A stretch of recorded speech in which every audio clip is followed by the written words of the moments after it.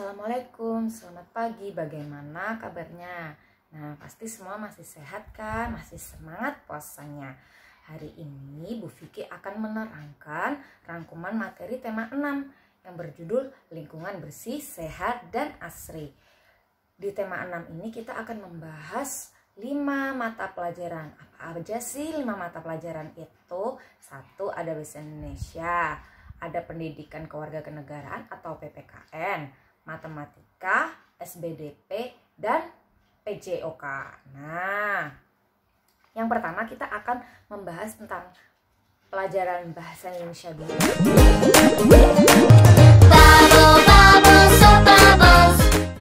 Di Bahasa Indonesia itu kita akan mempelajari 4 kalimat. Nah, kalimatnya itu apa aja sih Bu Vicky? Nah, kalimatnya itu ada ungkapan petunjuk, kalimat ajakan, kalimat perintah, dan kalimat pemberitahuan atau kalimat berita. Nah, ungkapan petunjuk. Nah, ungkapan petunjuk itu seperti apa sih? Nah, ungkapan petunjuk itu biasanya kita bisa sebut dengan kalimat petunjuk. Nah, kalimat petunjuk itu digunakan untuk memberi petunjuk atau cara melakukan suatu kegiatan kepada seseorang. Nah, contohnya petunjuk cara membersihkan jendela. Nah, masih ingat kan petunjuk cara membersihkan jendela yang ada di subtema 1 tema 6 yang ada di halaman paling depan. Nah, yang kedua, petunjuk menjemur pakaian. Sekarang kita ingat-ingat yuk 4 langkah menjemur pakaian. Yang pertama, peras pakaian yang sudah dicuci. Yang kedua, kibaskan pakaian yang sudah diperas. Yang ketiga, baliklah pakaian hingga jahitannya di luar. Terakhir atau yang keempat, gantungkan pakaian pada tiang jemuran. Mudah kan? Masih ingat kan? Nah, selanjutnya kita akan membahas tentang kalimat ajakan. Pasti kalian waktu di sekolah sudah pernah kan mengajak teman kalian untuk pergi ke kantin. Yuk, kita pergi ke kantin yuk. Nah, kalimat ajakan itu digunakan untuk menyampaikan keinginan pembicara pada seseorang agar mengikuti ajakannya. Ajakan hanya bersifat mengajak, namun tidak mengharuskan orang yang diajak mengikutinya. Jadi kalau seumpamanya nih Bu Vicky mengajak kalian untuk pergi ke suatu tempat atau untuk meeting Zoom, kemudian kalian berhalangan atau tidak bisa mengikutinya karena ada sesuatu hal. Nah, kalian boleh menolak dan Bu Vicky juga tidak bisa memaksa. Nah, contoh kalimat ajakannya nih, yuk kita main bola di lapangan. Kalau seumpamanya teman yang lagi nggak bisa, maaf aku tidak bisa, kaki aku sedang sakit. Sudah paham kan sekarang kalimat ajakan itu seperti apa? Kalimat ajakan itu digunakan untuk mengajak seseorang untuk mengikuti keinginan si pembicara. Tapi tidak boleh memaksa kalau temannya nggak bisa atau sedang berhalangan atau tidak bisa mengikuti keinginan kalian tidak boleh memaksa. Lanjut sekarang kalimat perintah. Kalimat perintah digunakan untuk menyampaikan keinginan pembicara kepada seseorang agar mengikuti perintahnya. Contoh, Edo, bersihkan papan tulis ya. Atau 2, Benny, tutuplah pintu itu. Nah, coba sekarang kalian amati pada 2 kalimat yang Bu Vicky sudah bacakan. Kalimat perintah selalu diikuti imbuhan kan atau lah pada kata kerjanya. Contoh tadi, bersihkan, tutuplah. Nah, itu adalah ciri-ciri yang menandakan bahwa kalimat itu adalah kalimat perintah. Nah, bagaimana sih cara menanggapi kalimat perintah? Kita dapat menanggapi kalimat perintah dengan jawab iya atau baik. Tentunya dengan melakukan perintahnya ya. Jadi setelah kalian menanggapi, baik Pak, saya akan membersihkan papan tulisnya. Setelah itu kalian mengerjakan. Nah, itu yang benar. Lanjut yang terakhir, kalimat pemberitahuan atau kalimat berita. Kalimat berita adalah kalimat yang berisi informasi atau peristiwa digunakan untuk menyampaikan informasi kepada orang lain. Nah, contohnya nih. 1. Siti memiliki kandang besar. 2. Dayu merebus pisang. 3. Mutiara memelihara banyak ayam di rumahnya. Udin memakai tas warna biru. Nah, itu sifatnya hanya memberitahukan, hanya menginformasikan sesuatu agar orang lain tahu. Contohnya, Bu Vicky memberitahukan 1 minggu lagi, tepat hari Senin, kalian akan TAT. Jadi, itu salah satu kalimat pemberitahuan. Sekarang, kita lanjut ke mata pelajaran yang lain ya.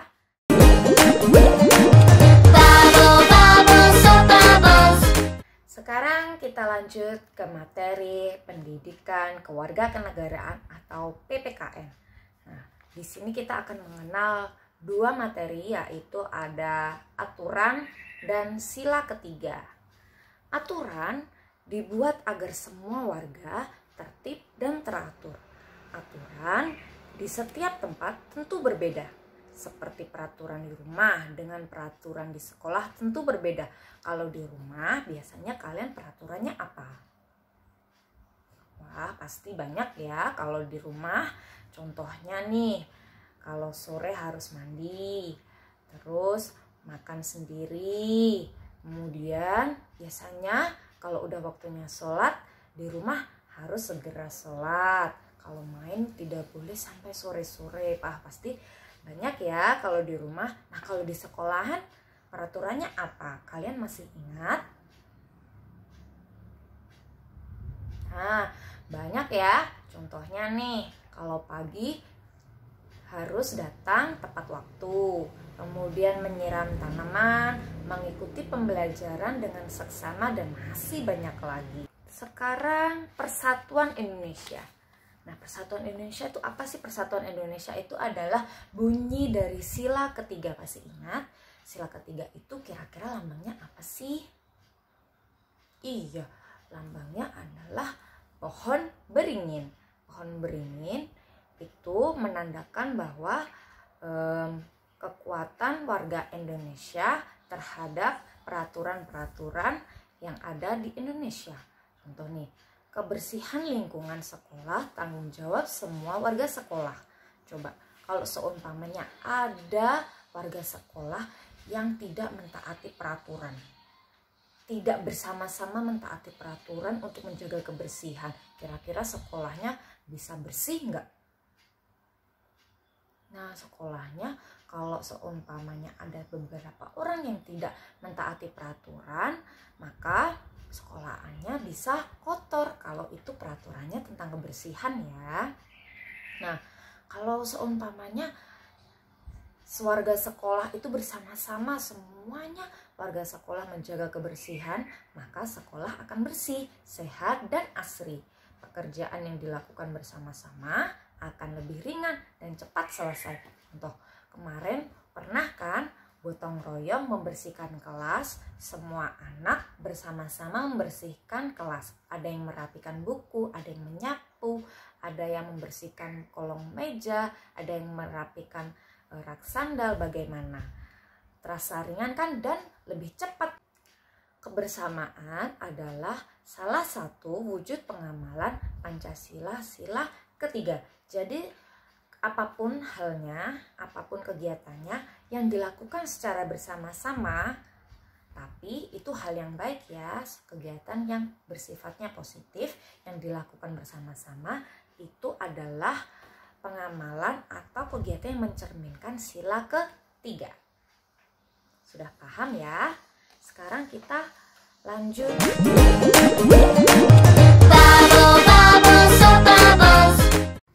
Sekarang kita lanjut pelajaran matematika. Nah, pelajaran matematika kita akan mempelajari 4 materi, yaitu ada pengurangan, bangun datar, mengukur berat dengan satuan tidak baku, dan bilangan cacah.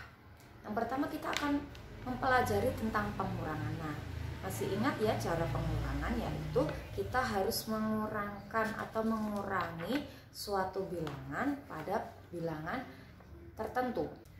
Contohnya bilangan 35 dikurangi 24. Nah, berapa ya? Nah, karena ini bilangannya cukup besar, tidak mungkin kita akan menggunakan cara menghitung mundur. Agar lebih cepat, kita menggunakan cara bersusun ya. Kita tulis 35, di bawahnya dikurangi 24. Jangan lupa ini adalah tanda operasi bilangan, yaitu tanda kurang. Nah, Bu Vicky lingkari ya. Kita mulai menghitung dari yang paling belakang. Ingat, Bu Vicky sudah pernah bilang, ketika menghitung kita harus mulai dari yang paling belakang ketika menghitung bersusun ya. Sekarang 5 dikurangi 4 sama dengan 1. Sedangkan 3 dikurangi 2 sama dengan 1. Nah, ini hasilnya. 35 dikurangi 24 sama dengan 11. Sekarang kita coba contoh yang lain. 28 dikurangi 12 sama dengan, kita hitung bersusun seperti yang tadi. 28 dikurangi 12. Jangan lupa tanda operasi bilangannya, yaitu dikurangi. 8 dikurangi 2 sama dengan berapa? 6. Sedangkan 2 dikurangi 1 sama dengan 1. Jawabannya adalah 16. Mudah kan? Nah, kalian bisa mempraktekannya menggunakan angka-angka yang lain. Sekarang kita lanjut bangun datar. Nah, bangun datar merupakan sebutan untuk bangun-bangun 2 dimensi. 2 dimensi itu hanya bisa dilihat dari depan saja ya. Bangun 2 dimensi adalah bangun yang hanya memiliki panjang dan lebar. Misalkan Bu Vicky di sini mempunyai bangun datar segi 4. Kenapa dibilang segi 4? Karena dia memiliki 4 sisi. Mana sih sisi itu? Sisi itu di sini loh, garis lurusnya ini. Nah, ini disebut sisi. Kita hitung ya. 1, 2, 3, dan 4. Segi 4 ini juga memiliki sudut. Nah, sudutnya adalah yang di sebelah sini. Ini disebut sudut. Sudutnya ada berapa? Kita hitung sama-sama ya. 1, 2, 3, 4. Segi 4 memiliki 4 sudut. Dan jumlah sisinya ada 4. 4 sisi. Nah, di sini ada sisi, di sini sisi kedua, sisi ketiga, dan di sini ada sisi keempat. Sekarang kita lanjut contoh segitiga. Nah, segitiga itu memiliki berapa sisi ya? Coba kita hitung. Di sini ada sisi 1. Nah, 1, 2, di sini ada 3. Di sisinya ada berapa? 1, 2, 3. Jadi memiliki 3 sisi. Sedangkan sudutnya ada berapa ya? Kira-kira kita hitung sama-sama. Sudut 1, 2, 3. Ini sudut. Segitiga memiliki 1, 2, 3. Ada 3 sudut.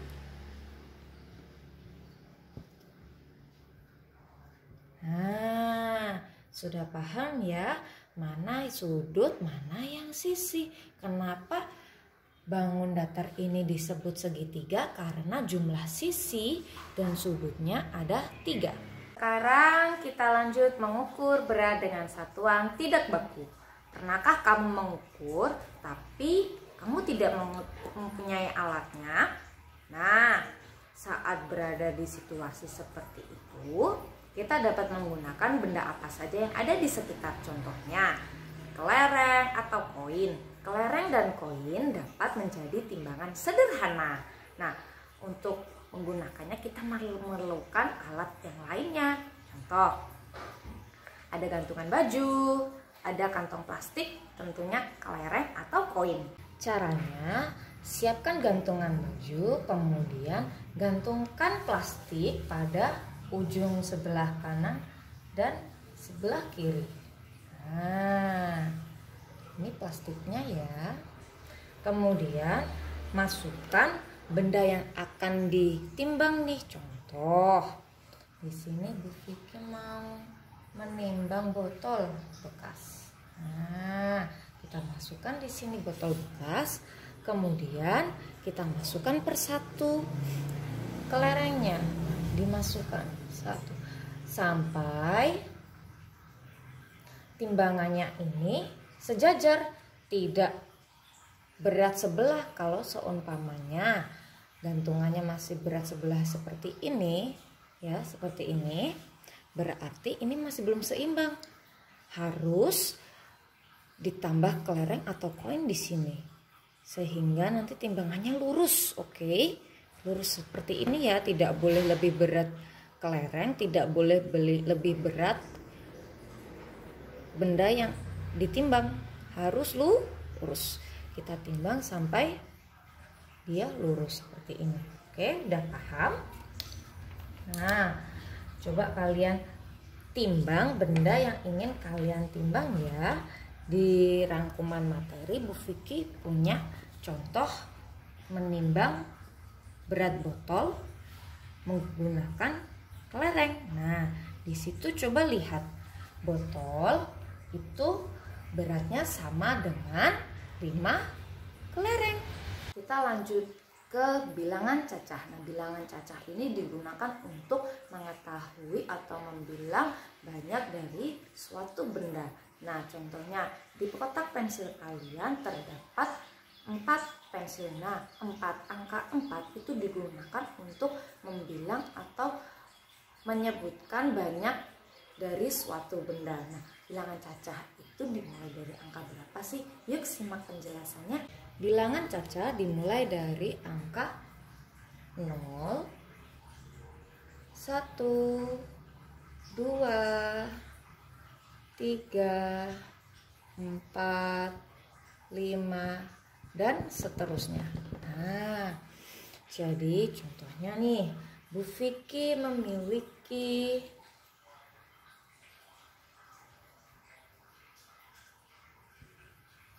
buah stroberi.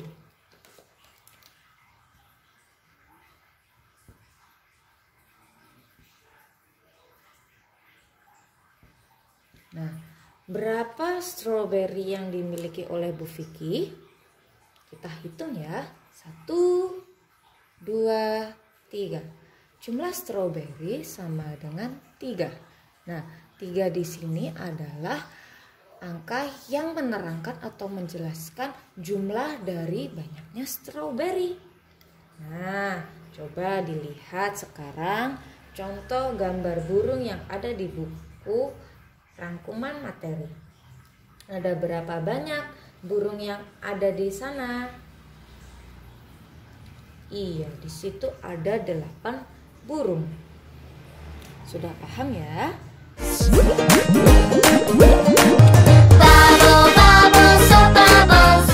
Sekarang kita lanjut seni budaya dan prakarya atau SBDP. Di SBDP ini kita akan belajar 4 materi, yaitu ada elemen musik, gerak anggota tubuh, karya 3 dimensi, dan bahan alam. Elemen musik. Nah, elemen musik itu dibagi menjadi beberapa. Tapi kali ini kita akan belajar tentang bunyi kuat dan lemah. Nah, bagaimana sih cara membedakan atau mengetahui kalau di lagu itu ada bunyi kuat dan ada bunyi lemah? Nah, untuk membedakan bunyi kuat dan bunyi lemah bisa kita dengarkan lewat suara atau tepukan. Tepukan yang lemah untuk menunjukkan bunyi lemah, sedangkan tepukan yang kuat untuk menunjukkan bunyi kuat. Cobalah nyanyikan syair lagu berikut. Nah, di situ Bu Vicky udah insert ada barcode yang bisa kalian scan dan kalian lihat videonya serta kalian simak kira-kira bagian yang mana yang termasuk bunyi kuat ataupun bunyi yang lemah. Bu Vicky kasih contoh ya. Banyak nyamuk di rumahku gara-gara aku malas bersih-bersih. Nah, seperti itu ya cara mempraktekannya agar kita bisa tahu mana yang termasuk bunyi kuat dan mana yang termasuk bunyi lemah. Sekarang kita lanjut ke materi gerak anggota tubuh. Kalian pernah tahu ada pertunjukan tarian? Pernahkah kalian melihat? Di mana melihatnya? Mungkin di TK pernah ada pertunjukan pertarian atau kalian bisa lihat di televisi ataupun di YouTube. Nah, pasti kalian sudah pernah mendengarkan bahkan melihat tarian tentang hewan atau tarian yang menceritakan sebuah aktivitas manusia. Nah, ternyata hewan ataupun aktivitas manusia itu bisa dijadikan sebuah tarian loh. Nah, apa saja sih aktivitas manusia yang dapat dijadikan tarian? Ada gerakan menyapu, membuang sampah, gerakan memungut sampah, gerakan mengambil dahan kering di pohon, ada gerakan menyiram tanaman. Nah, kalau gerakan menyapu, kalian bisa lihat di rangkuman materi halaman 15. Di situ kalian bisa mempraktekkan dengan cara menggerakkannya berulang-ulang ya, tidak cuma satu kali. Karena gerakan tarian itu adalah gerakan yang diulang-ulang. Oke? Kalian juga bisa melihat pertunjukan tari bercocok tanam melalui barcode yang sudah Bu Vicky insert di rangkuman materi. Nah, sekarang kita pindah ke tarian hewan. Nah, hewan memiliki cara bergerak dan makan yang berbeda loh. Misalnya nih, ikan bergerak menggunakan sirip. Katak dan kelinci melompat. Ular bergerak dengan perutnya. Kupu-kupu dan burung menggunakan sayapnya. Kemudian gajah minum dan makan menggunakan belalainya. Dan masih banyak lagi. Nah, bagaimana sih tarian hewan itu? Mau tahu? Bu Vicky udah siapin nih video tari gajah. Nah, kalian bisa scan barcode yang ada di rangkuman materi tersebut. Sekarang kita lanjut karya 3 dimensi. Karya seni 3 dimensi memiliki tinggi, ya, ini ada tinggi, ada panjang, dan ada lebar. Nah, di sini lebarnya. Nah, berarti miniatur kendaraan ini termasuk karya 3 dimensi. Ingat, karya 3 dimensi mempunyai 3 aspek, yaitu ada tinggi, ada panjang, dan ada lebar.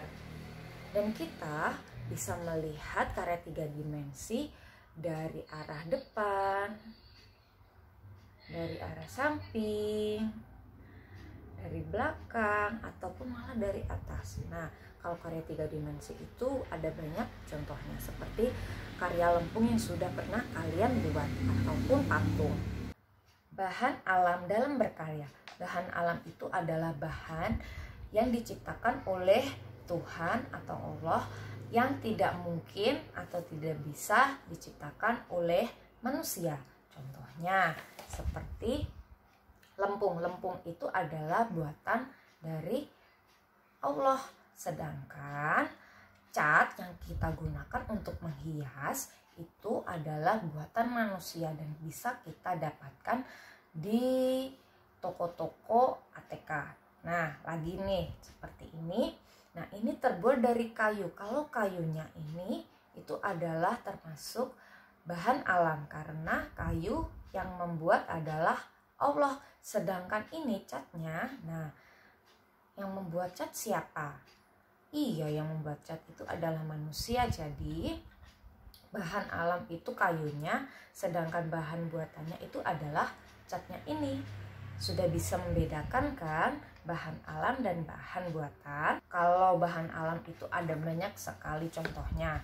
Contoh selain lempung ada cangkang telur, kemudian ada bulu ayam, ada daun kering, ada ranting kering, dan masih banyak lagi. Kita bisa membuat karya 3 dimensi dari lempung. Masih ingat bahannya apa aja? Pasti ada lempung, ada cetakan, dan ada minyak untuk mengolesi cetakannya agar lempungnya tidak lengket di cetakan. Nah, kalian bisa baca 4 langkah cara membuat karya 3 dimensi dari bahan lempung. Nah, setelah kering, masih ingat kita ngapain? Iya, setelah kering kita cat. Sekarang kita lanjut ya ke penjaskes atau PJOK atau yang biasanya kalian sebut sebagai olahraga.